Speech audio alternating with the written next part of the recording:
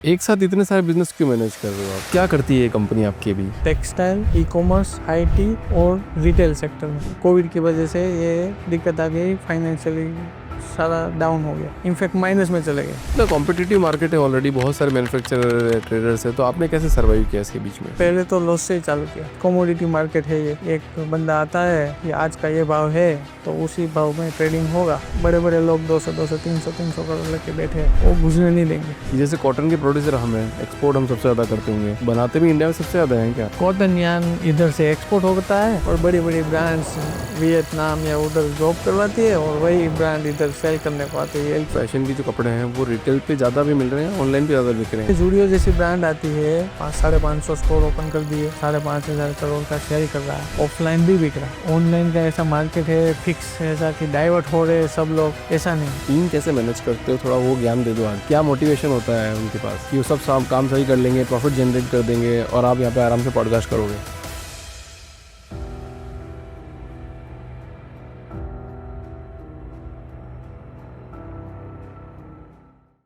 धर्मेश जी, बहुत बहुत स्वागत है आपका द फाउंडर्स ड्रीम के अंदर। Thank you. थोड़ी सी आज बात करते हैं आपकी कंपनी के बारे में। क्या कर रहे हैं, कैसे कर रहे हैं, क्यों कर रहे हैं, क्या उद्देश्य है लाइफ का, कहाँ तक पहुँच गए, क्या करना चाहते हैं, थोड़ा डिटेल डिस्कशन करेंगे। तो आपने कंपनी का नाम रखा दिनजन ग्रुप। क्या मतलब है दिनजन ग्रुप का? पहले तो वहीं से बात करते हैं। दिनजन मम्मी पापा का नाम, अच्छा, दिनेश और रंजन। दिनेश का दिन आया और रंजन का जन, ऐसे मिला के दिनजन बना। तो क्या करती है ये कंपनी आपकी अभी? दिनजन ग्रुप ऑफ कंपनी है, उसमें टेक्सटाइल, ई कॉमर्स, आईटी और रिटेल सेक्टर में। Textile, e commerce, retail, IT. बहुत पैसे वाली पार्टी हो क्या आप? हाँ, पैसे वाले होना है ना, होना है। तो आपने एकदम से इतना सारे स्टार्ट कर लिए, तो एक बिजनेस स्टार्ट करने में तो करोड़ों रुपए खर्च होते हैं। होते होते। तो कैसे आपने इन सब की शुरुआत करी? 2016 में हमने दिनजन ग्रुप एस्टेब्लिश किया था। उसके पहले हम रियल एस्टेट में थे। रियल एस्टेट में थे? यस। तो खूब पैसा बनाया होगा आपने। फिर 2016 से लेके 19 रियल एस्टेट और टेक्सटाइल दोनों, यान ट्रेडिंग करते थे और रियल एस्टेट सेक्टर दोनों हमने स्टार्ट किया हुआ था। फिर 19 में हमने रियल एस्टेट स्टॉप कर दिया, उसके बाद पूरा फोकस टेक्सटाइल में किया। और क्यों रियल एस्टेट स्टॉप किया आपने?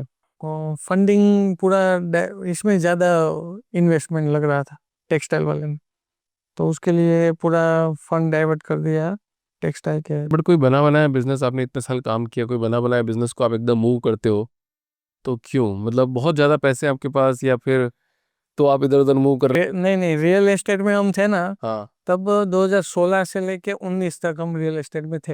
लेकिन 19 का पीरियड ऐसा आया कि हम बहुत ट्राई कर रहे थे कि दूसरी जगह, एक प्रोजेक्ट खत्म हो गया हमारा, कंप्लीट सोल्ड आउट हो गया।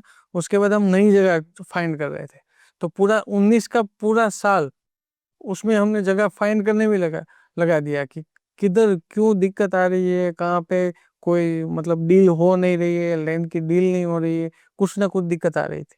फिर 2019 एंड आया ना, तब तक एक टेक्सटाइल वाली, हम जो यान का ट्रेडिंग कर रहे थे उसका ही मैन्युफैक्चरिंग फैसिलिटी सेल होने को आया, पार्टनरशिप सेल कर रहे थे। कोई सेल कर रहा था? हाँ, तो उसमें हम फिर हमारी पूरी पहले से टेक्सटाइल का पूरा कस्टमर बेस था, तो पूरा मैन्युफैक्चरिंग फैसिलिटी हमने बाय कर लिया 2019। तो एक साथ इतने सारे बिजनेस क्यों मैनेज कर रहे हो आप? मतलब टेक्सटाइल हो गया, रिटेल हो गया, कॉमर्स हो गया।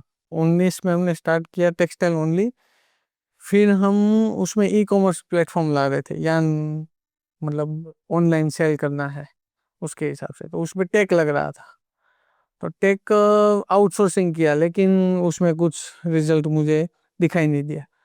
फिर सोचा कि अपना ही खुद का आईटी फर्म खोल लेते हैं, तो टेक भी उसमें आएगा, सर्विस भी उसमें होगी, सारा रेवेन्यू जनरेट करेंगे। उसके हिसाब से हमने आईटी सेक्टर में, टेक्सटाइल के अलावा आईटी सेक्टर ओपन किया। फिर आईटी सेक्टर, दो सेक्टर हमने ओपन किया। फिर 2021 कोविड की वजह से ये दिक्कत आ गई, फाइनेंशियली सारा डाउन हो गया, इनफैक्ट माइनस में चले गए पूरा सा। फिर यान डीलिंग से हमने चालू किया वापस, मैन्युफैक्चरिंग, यान डीलिंग और आईटी सेक्टर तीनों वापस से 2022 में वापस चालू किया। फिर 2023 आते आते मैंने हेड क्वार्टर सूरत से लेके अहमदाबाद शिफ्ट कर लिया। कुछ शेयर कर पाओगे, रेवेन्यू नंबर शेयर कर पाओगे कि पहले क्या करते थे अभी क्या करते हो? पहले हमने पहला पहला साल था 21 में 3.5 करोड़ का हमने रेवेन्यू फर्स्ट किया था। फिर उसमें बड़ा सीधा 18 करोड़ डीलिंग में गए इसके लिए।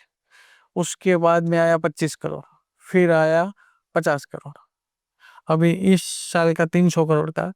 टारगेट है, वाह बहुत बढ़िया। तो आप ये क्या कॉटन, आप क्या कॉटन में डील करते हो या नहीं नहीं, पॉलिएस्टर। पॉलिस्टर में डील करते हो? तो क्या ट्रेडिंग होता है इसमें पूरा, या फिर आप खुद मैन्युफैक्चरिंग है आपकी सब कुछ? मैन्युफैक्चरिंग भी खुद का है और ट्रेडिंग भी खुद ही करते हैं। मतलब बिलोसा रिलायंस के ऐसे यान परचेस करके वीविंग सेक्टर में देने रहा। सो ऑलरेडी इंडिया में इतना कॉटन प्रोड्यूस होता है, फिर भी मतलब इतनी सारी कंपनियां मतलब चाइना पे वियतनाम पे क्यों डिपेंडेंट रहती है? क्वालिटी में दिक्कत है ना, हमारे क्वालिटी में दिक्कत है। क्या दिक्कत है? यान में अगर चाइना की हेंगी ले लो कंपनी, तो इंडिया में कोई कंपनी ऐसी नहीं है जो हेंगी जैसा क्वालिटी पॉलिएस्टर में दे के देखे। इसीलिए तो अभी इंपोर्ट बैन लगा दिया है उन्होंने कि एडवांस लाइसेंस है आपके पास तो एक्सपोर्ट करो, तो ही इंपोर्ट कर सकते हो यान। बाकी तो बड़ी बड़ी कंपनी है इधर, आप नाम जानते हो, वही यान मोनोपोली करके बैठी है अभी पॉलिएस्टर वाला। तो चाइना से अपन को इम्पोर्ट होता है ज़्यादा कपड़ा? कपड़ा नहीं होता है, फिर क्या होता है? यान होता है। कंप्लीट यार्न होता है। यान होता है, लेकिन उसमें डीटीवाई सेक्टर ओपन है अभी। पीओआई सेक्टर बैन कर दिया है, एफडीवाई सेक्टर बैन कर दिया है। तो चाइना से सस्ता प्रोडक्ट अपने अपन नहीं बना पाते भी? सस्ता सस्ता भी बनता है और क्वालिटी एक नंबर आती यहाँ से, इंडिया से? है। नहीं, बाहर से। बाहर से? चाइना से यान इंडिया में आया, मतलब विविंग व्यूअर्स को वो सस्ता भी पड़ेगा यहाँ से लोकल से, और उसका जो मैन्युफैक्चरिंग का जो भी कैपेबिलिटी है वो बढ़ जाएगा उसका। इतना कॉम्पिटिटिव मार्केट है ऑलरेडी, बहुत सारे मैन्युफैक्चरर ट्रेडर्स है, तो आपने कैसे सर्वाइव किया इसके बीच में? उसमें हमने तो पहले तो लॉस से ही चालू किया था, क्योंकि उतना तो मार्केट से क्या, तो वही एक कमोडिटी मार्केट है ये, कि एक बंदा आता है कि आज का ये भाव है तो उसी भाव में ट्रेडिंग होगा, उसके नीचे कोई कर नहीं सकता। और उसमें भी बड़े बड़े लोग 200 200 300 करोड़ लेके बैठे हैं, वो गुजरने नहीं देंगे। पहले से ही हमने लॉस से स्टार्ट किया, फिर धीरे धीरे कस्टमर बेस बनाते गए, और अभी इस साल का 300 करोड़ का टारगेट है। नहीं मतलब क्या स्ट्रेटेजी बनाई आप, तो मतलब हमारे जो व्यूअर्स हैं उनको बताने के लिए ऐसी क्या स्ट्रेटेजी थी आपके पास, क्या करते थे आप लोग? हम परचेस करते थे ज़्यादा भाव में और सेल करते थे लॉस मेकिंग में। मतलब 100 रुपये का माल खरीदा, 90 रुपये में बेच रहे हो? लेकिन इतना मार्जिन इतना कम नहीं था, उसमें 1.5% का मार्जिन रहता है, कि कमीशन देते हैं 1.5%, उसमें से 2% हम लेस करके दे देते हैं मार्केट में आगे। इस तरह से होता है। वहां से स्टार्ट किया, फिर उसको प्रॉफिट में कैसे बदला आपने? आईटी सेक्टर वाला जो भी प्रॉफिट आया था ना, वो ग्रुप ऑफ कंपनी में मैंने प्रॉफिट मर्ज कर दिया, उसके हिसाब से कस्टमर बेस बन गया पूरा। फिर हम जो भी कस्टमर है उसको जो भी रेट मिल रहा है अभी, वही मार्केट के रेट से ही अब सेल करना चालू किया। आप ये बोलना चाह रहे हो कि कोई दूसरी कंपनी का प्रॉफिट आपने इस पर डाला, देन फिर जो माइनस में कर रहे थे उसको बराबर भाव पे करना चालू कर दिया? पहले बोलते थे कि भैया 90 रुपये में देंगे, अब 90 में नहीं देंगे, अब 95 में देंगे। तो वहाँ से आपका वो कस्टमर बेस सेट हो गया, क्योंकि आपका ट्रस्ट बिल्डिंग हो गया था।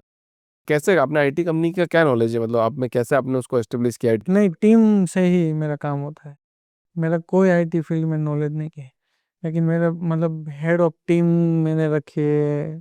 टीम टीम का हेड है आईटी सेक्टर में। मुझे टी शर्ट बनाने के पूरे प्रोसेस में सबसे ज़्यादा महंगा महंगा क्या पड़ता है? लेबर पड़ती है, यार्न पड़ता है?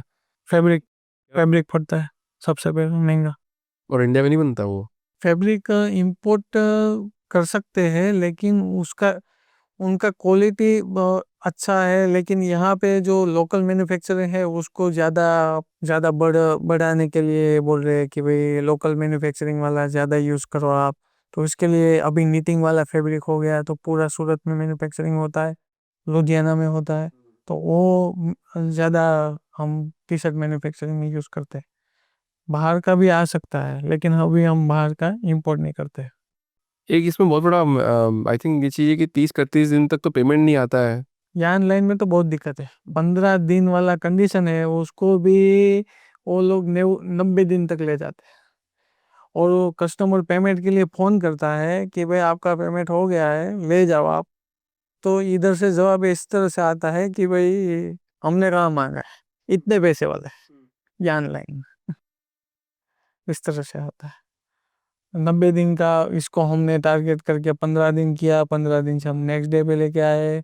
इस तरह से हमने जो भी कस्टमर बेस था पूरा वो हमने फिल्टर आउट करके, जो 15 दिन 90 दिन वाला छोड़ के जो जेन्यून में नेक्स्ट डे में डील करते हैं उनके साथ हमने ये आपने खुद ने किया? खुद नहीं किया। यस, एक एक कस्टमर के पास जाके क्या बात करते थे, तो क्या बातें होती थी? बस वही जो इंपोर्ट कर रहे थे ना, चाइना से इंपोर्ट होके आता था तो उसमें 20% एडवांस देते थे ये लोग वीवर्स।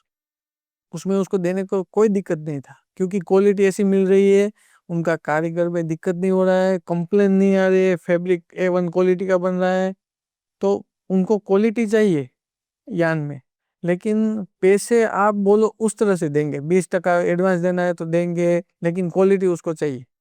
तो हमने जो भी कंपनी जो अच्छी अच्छी क्वालिटी सेट की करी हुई है उसका कोई भी प्रोडक्ट एक लेके हम पिच करते थे कि भाई इस कंपनी का ये प्रोडक्ट आप ले लो तो उसमें क्वालिटी अच्छा रहेगा आपका, तो उसमें मार्जिन भी आपका, रेट भी डाउन है और क्वालिटी भी अच्छा है। तो इसके हिसाब से नेक्स्ट डे पेमेंट में हमने चालू किया। ये तो पहले तो जितने भी ज़्यादा ट्रेडर्स है, पर अभी तो व्हाट्सअप ग्रुप से डायरेक्ट आपको ट्रेडर मिल जाता है, तो मिडिल मैन का काम खत्म हो गया क्या थोड़ा? नहीं नहीं नहीं, अभी डीलिंग पे ही काम चल रहा है। यान ऐसी इंडस्ट्री है कि कोई मिडिल मैन के अलावा कोई कर नहीं सकता है। इसमें ले लो यान बाजार, आप ले लो, सूरत के मार्केट को अभी तक टैप नहीं कर पाए हम्म। क्योंकि उनका जो भी फंडा ही अलग है कि किस तरह से पेमेंट भी मेरा। अगर साउथ का मार्केट ले लो आप, तो उधर 1.5% कमीशन मिलेगा कंपनी से, तो उसमें से 50 पैसा पास ऑन कर देंगे और नेक्स्ट डे पेमेंट या तो एडवांस पेमेंट लेके धंधा करेंगे। साउथ का समझेगा। लेकिन इधर आप सूरत में जाओगे, उसको बोलोगे कि 1.5% में से 50 पैसे आपको लेस कर दूंगा, तो नहीं करेगा क्योंकि उसको ऑलरेडी 2% लेस करने वाले बैठे एडवांस बाइंग करके। ये थोड़ा प्रोसेस समझाओगे कैसे काम करता है? मान लो एक फैक्ट्री लगाई किसी ने, कपड़े की फैक्ट्री बनाई, कपड़ा बना दिया उसने, पैंट का कपड़ा बना दिया, शर्ट का कपड़ा बना दिया, अब आगे क्या होगा? आके कपड़ा होलसेलर में जाएगा, उसके बाद से पूरे जो भी स्टिचिंग यूनिट है उसमें जाएगा, और स्टिचिंग यूनिट पूरा ज़ारा H&M उसके जॉब वर्क करता है। हमारा भी टाइविस्ट जो ब्रांड है वो भी हम जॉब वर्क करवाते हैं। अभी हमने रिसेंटली हमने खुद का मैन्युफैक्चरिंग उसमें चालू कर दिया है, फैब्रिक वाला। तो ये डीलर्स लोग, ये जितने भी मैन्युफैक्चर जो ज़ारा, H&M और ये इन लोगों से टाई अप रहते हैं? हाँ, स्टिचिंग वाले यूनिट, स्टिचिंग वाले जो भी यूनिट होते हैं ना, वो ज़्यादा H&M जो उधर जॉब वर्क करवाते हैं उसमें से। अभी तक तो पूरे बांग्लादेश में पूरा सिस्टम चल रहा था, लेकिन अभी धीरे धीरे शिफ्ट हो रहा है इंडिया में। अभी वियतनाम में जो मैन्युफैक्चरिंग हो रहा है वो भी इंडिया में धीरे धीरे शिफ्ट हो रहा है। तो इंडिया में टेलर्स कितने होंगे, मतलब फिर सूरत में तो बहुत ज़्यादा है, और तुरंत ही मतलब बांग्लादेश स्टॉप हुआ, इधर से मतलब एक बटन ही दबाना है, ऐसा ऐसा सिस्टम कर दिया था उन लोगों ने सूरत में। और बड़े बड़े मतलब डोम, मतलब शेड बना के उसमें स्टिचिंग यूनिट का काम चल रहा है। खेड़ा से लेके आप अहमदाबाद हाईवे पे जाओगे ना, तो उधर फ्लेमिंग फ्लैपटेक्स प्राइवेट लिमिटेड करके। ज़्यादा स्टिचिंग का है मतलब? पर स्टिचिंग को लेबर को कम पैसा मिलता होगा वहाँ पे। उसमें कॉस्ट कटिंग के लिए, विमेन एम्पावरमेंट के लिए जो भी सस्ता लेबर होगा वो विमेन एम्पावरमेंट सस्ता मिल जाएगा उसमें, विमेन एम्पावरमेंट का फायदा भी मिल जाएगा। उसमें कॉस्ट कटिंग होता था क्योंकि वो खेड़ा से लेके फ्लेमिंग और फ्लैपटेक्स है ना, उसमें ज़्यादातर औरतें ही काम करती है स्टिचिंग यूनिट, तो उनका कॉस्ट कटिंग डाउन है। ऊपर से जो भी आसपास के गांव है उसको रोजगारी भी मिल जाती है, और रूरल एरिया में डेवलपमेंट कर रहा है तो उसको बेनिफिट भी मिल जाता है। अभी मेड इन इंडिया कपड़ा ज़्यादा है या मतलब अपन फिर स्टिल कपड़ा अपन बाहर से खरीदते हैं? थोड़ा सी वो मेरे को समझ में नहीं आ रहा है कि जैसे कॉटन के प्रोड्यूसर हम हैं, एक्सपोर्ट हम सबसे ज़्यादा करते होंगे, पर क्या है, बनाते भी इंडिया में सबसे ज़्यादा हैं क्या? कॉटन यान इधर से एक्सपोर्ट होता है, और बड़ी बड़ी ब्रांड्स वियतनाम या उधर जॉब करवाती है, और वही ब्रांड इधर सेल करने को आती है। LP ले लो, कोई भी बड़ी बड़ी बड़ी ब्रांड ले लो। लेकिन इंडिया का अभी इस तरह से क्वालिटी वाला काम अभी बन नहीं रहा है कोई भी, कि हम इतना फास्ट सर्विस और क्वालिटी बेस्ड इंडिया से हम एक्सपोर्ट कर सकते हैं, इतना काम नहीं हो रहा है क्योंकि चाइना उसके कहीं ज़्यादा आगे। हमको उधर पहुंचने में कम से कम ये 2030 आ जाएगा।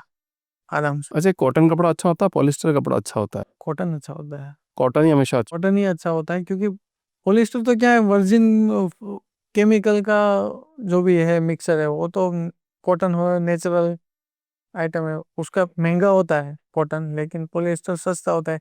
फास्ट फैशन जो भी जाओगे आप, तो उसमें पूरा पॉलिएस्टर यूज होगा, या तो 80% कॉटन और 80% पॉलिएस्टर होगा, और 20% कॉटन होगा। पॉलिस्टर सब प्लास्टिक का कपड़ा है मतलब, तो मतलब आप प्लास्टिक पहन रहे हैं? हाँ, पीटीई एमईजी से बनता है, पेट्रोकेमिकल के केमिकल से जो भी प्रोडक्ट निकली, पीटीई और एमईजी, उससे बनता है पीओवाई, पॉलिएस्टर ओरिएंटेड यार्न।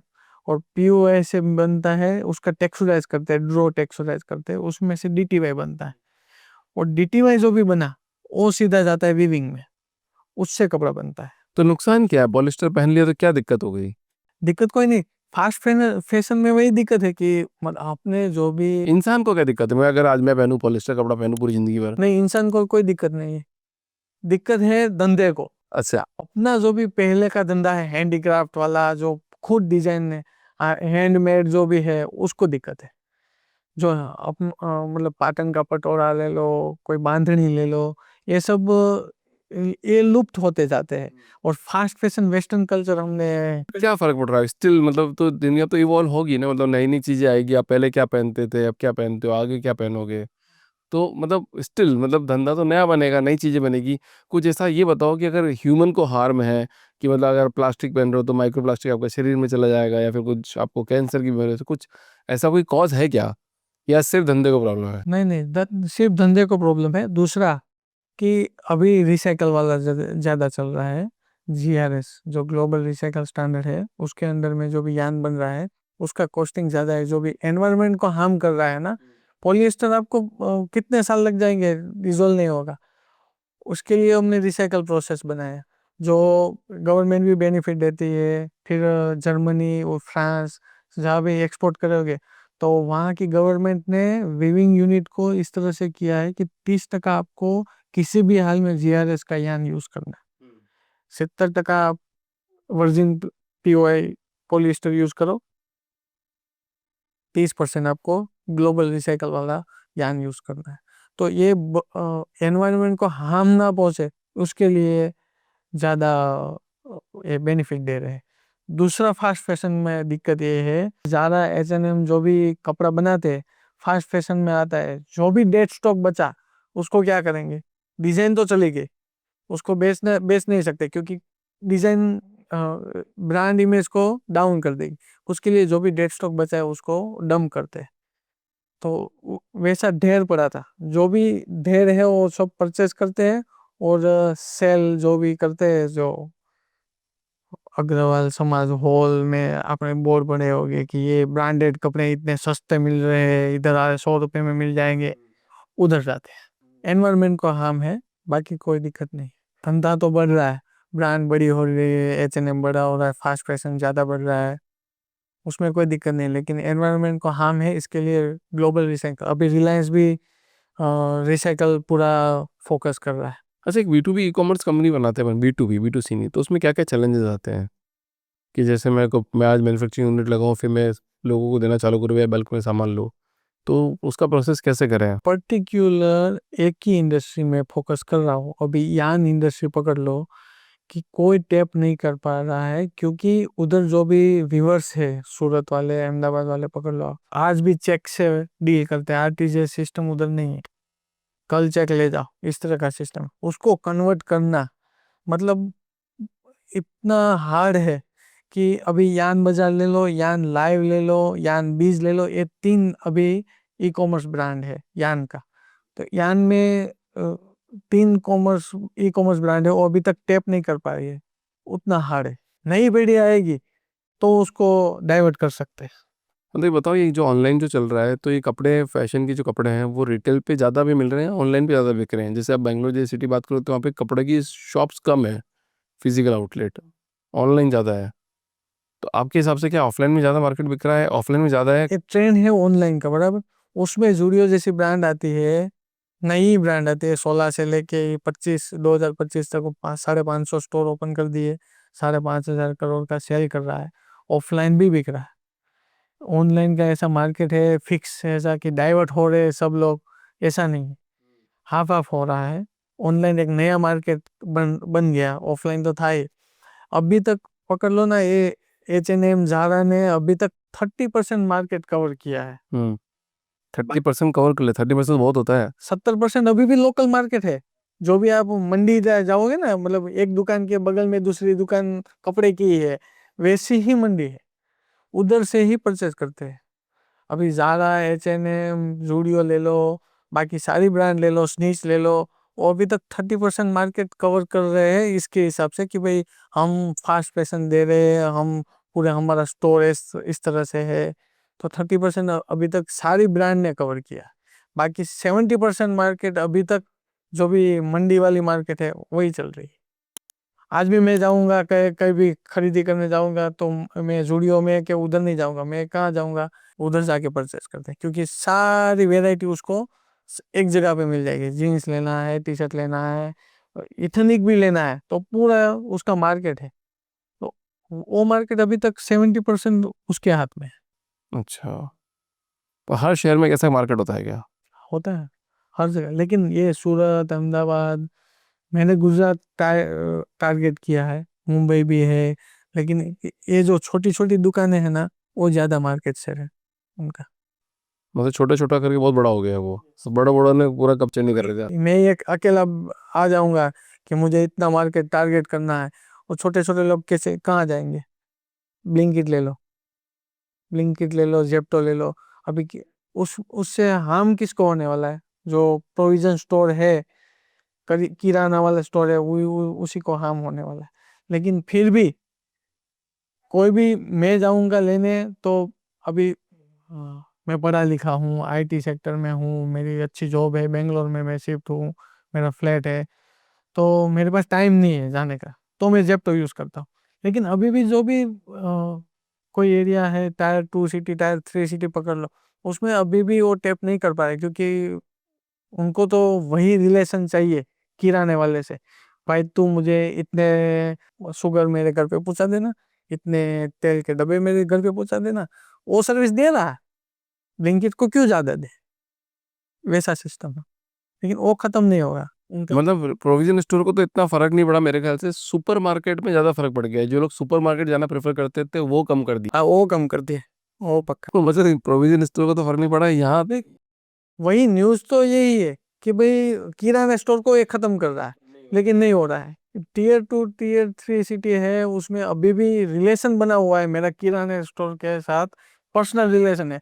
भाई मैं फोन कर देता हूँ, भाई तू इतने सेम रेट पे डिलीवरी देगा, और ये तो डिलीवरी चार्ज भी अलग लेगा, हाई प्राइस होगा, कुछ ना कुछ तो होगा। हम्म। मतलब कोई भी ब्रांड ओपन करने के लिए अभी ओमनी चैनल ज़्यादा प्रेफरेबल है, मतलब सब जगह करना है आपको, ऑफलाइन भी करना है, ऑनलाइन भी करना है, सब जगह करना मेरा टाइविस ब्रांड है, जो ऑनलाइन भी है ऑफलाइन भी। हमने पहला स्टोर ओपन किया अभी, है। क्या नाम है ब्रांड का? टाइविस्ट, टाई वेस्ट। क्या क्या बेचते हैं? Western wear. Western wear. तो इसमें स्टोर भी है आपका? हाँ, अहमदाबाद में पहला स्टोर हमने ओपन किया अभी, रिसेंटली नवंबर में ओपन किया। अभी पूरा गुजरात टैप करेंगे, उसके बाद पैन इंडिया जाएंगे टाइवी स्टोर में। और ये ऑनलाइन भी है अभी? ऑनलाइन भी मेल फीमेल दोनों के लिए? दोनों, मतलब 20% ही मेल है, बाकी फीमेल है। अच्छा, आपकी एक टेक कंपनी है यस। और सब लोग एआई और क्लाउड की बात कर रहे हैं और सब आउटसोर्स करते हैं इंडिया में सबसे ज़्यादा। इंडिया भी कभी डिस्टर्ब बना पाएंगे कुछ, अपन ऐसा कुछ टेक्नोलॉजी सोल्यूशन बना पाएंगे इंडिया में? बन रहा है ना, अभी AI में आगे बढ़ रहा है इंडिया, लेकिन ये जो डीप सीक है, ChatGPT है, वहां तक नहीं पहुंचा है।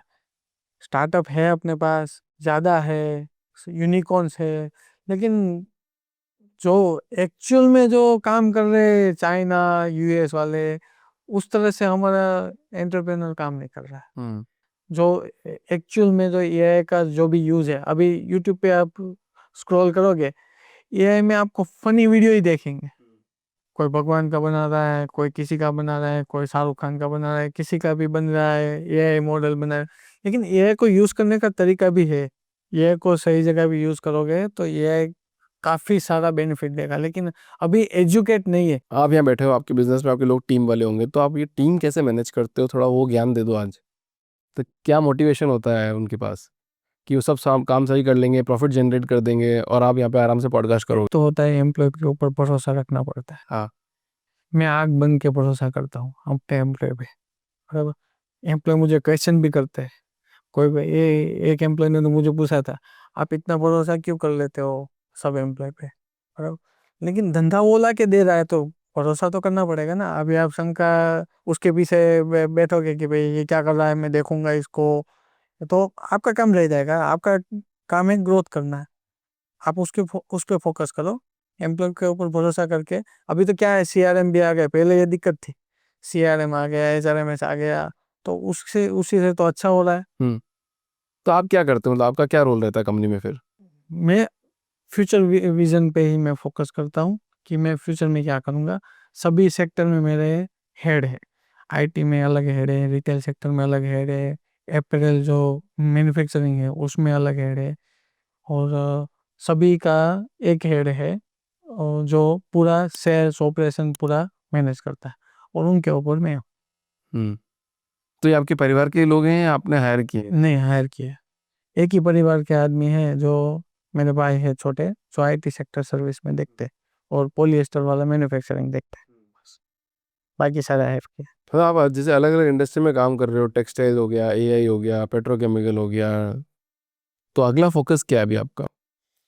मेरा फोकस ये है कि डिंजन ग्रुप के अंदर यान टू लेके पूरा प्रोसेस, जो गारमेंट सेल करने का भी प्रोसेस होगा, वो पूरा डिंजन ग्रुप के अंदर आना चाहिए। उसमें टेक लग रहा है तो टेक भी डिंजन का ही होना चाहिए। इस तरह से मेरा फ्यूचर विजन है डिंजन ग्रुप का। और इससे पहले क्या करते थे आप, मतलब 2016-17 से पहले जब यार्न बिजनेस में जब प्रॉपर्टी डीलिंग? जॉब करता था, मैंने सिविल इंजीनियर किया है, हाँ। तो मैं quantity surveyor as a job करता था। हम्म। फिर पहले से ऐसा था कि इंडस्ट्री में जाना है, बिजनेस करना है, तो 2016 में हमने ड्रॉप कर दी जॉब। उसके बाद 2 महीने ऐसे घूमे, मार्केट सर्च किया, क्या करना है क्या नहीं करना है। ऐसा हो रहा था कुछ हो नहीं रहा है, क्या करे, वापस जॉब ज्वाइन कर ले, क्या करे। फिर स्विफ्ट डिजायर एक कार थी, 2.5 लाख की कार थी, वो सेकंड हैंड बेच दी, उसी से रियल एस्टेट में पैसे डाले, और 2019 तक आते आते हमने प्रोजेक्ट काफ़ी डेवलप करके सेल आउट कर दी। फिर हम टेक्सटाइल में, यही पूरा प्रोसेस था। मेरा डाउनफॉल का प्रोसेस 2021 में हुआ, तब हम पूरा माइनस में चले गए थे। 2021 में? इसमें या कोविड की वजह से, या फिर रिलेशन की वजह से, पार्टनर के साथ जो दिक्कत होगी उसकी वजह से हमारा 2021 में डाउनफॉल था। वापस कैसे बढ़े फिर? वापिस यही कि मैन्युफैक्चरिंग यूनिट था हमारे पास, 7 करोड़ के हिसाब से हम 5 करोड़ का सिर्फ हमारे पास एसेट थे। 7 करोड़ देना था मार्केट में, फिर 5 करोड़ के एसेट थे, उसी से मैन्युफैक्चरिंग चालू किया। मैन्युफैक्चरिंग के बाद ट्रेडिंग में गए। ट्रेडिंग हम डायड यान का करते थे, ग्रे यान में नहीं करते करते थे। फिर हमने ग्रे यान में ट्रेडिंग चालू किया 2021 में, 22 में, 23 में, 24 में, 25। अब 25 में अपना टारगेट 300 करोड़ का है ग्रे मार्केट में। क्या मार्जिन्स रहते हैं इसमें, मतलब अगर अपन अगर थोड़ा होलिस्टिक बात करें? नहीं नहीं नहीं, यान लाइन में इतना मार्जिन नहीं है, 1.5% 2% कमीशन मिल जाएगा। हाँ। और एडवांस बाइंग कर रहे हो, मतलब कल रिलायंस बोल रहा है कि भाई मैं 5 रुपए बढ़ा देता हूँ यान का, तो आप अभी 100 रुपए में परचेज कर लो मार्केट में से यान। 100 करोड़ का माल परचेज करके वेयर हाउस में रखवा दो, तो 5 रुपए उधर मार्जिन रहेगा, 1.5% मार्जिन चोखा मिल जाएगा उधर से कंपनी से। वही मार्जिन है, दूसरा कुछ मार्जिन है मैन्युफैक्चरिंग में है। अगर यहाँ एक्सपोर्ट करते हो आप, इंपोर्ट पीओआई रॉ मटेरियल करके आप एक्सपोर्ट करते हो, तो 8% 9% का मार्जिन उसमें है। तो मतलब आप अभी कितनी बड़ी टीम है टोटल मिला के, कितने लोग होंगे टीम में? अभी होंगे 55 से 60 लोग हैं। 60 लोग हैं। 60 लोगों में कितने हेड्स बना रखे हैं आपने? उसमें हेड से जितनी भी कंपनी है, आईटी सेक्टर है, रिटेल सेक्टर है, उसमें से मतलब 5 से 6 हेड है, उसके ऊपर एक हेड है जो 5 जन को मैनेज करता है। तो 5 लोग मैनेज करता है। वाह। और कितने लोग करने का इरादा है अभी कुछ सालों में?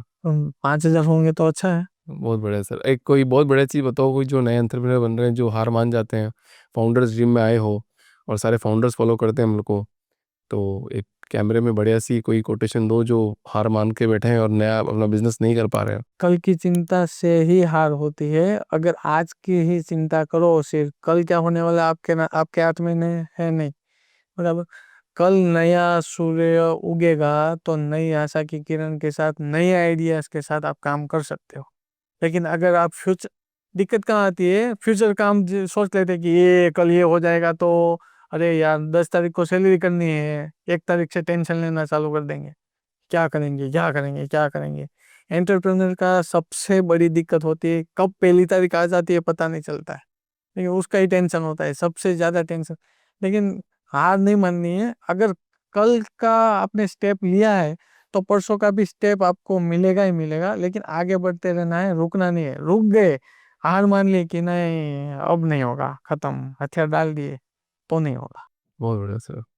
Thank you so much sir for coming in this show. और आपसे भी बहुत कुछ सीखने को मिली आज मुझे।